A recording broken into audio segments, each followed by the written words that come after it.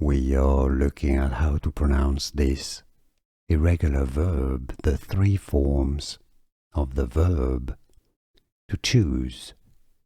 Choose. The past tense or past simple is pronounced as chose. Note the Z sound or Z sound at the end, not an S sound. Chose, you replace the U sound with an O sound.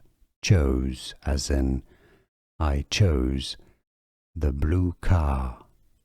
The participle is pronounced as chosen. Chosen. So overall, to choose, chose, chosen. Here is a video for you to learn the pronunciation of all irregular verbs. Watch it to practice and learn better English.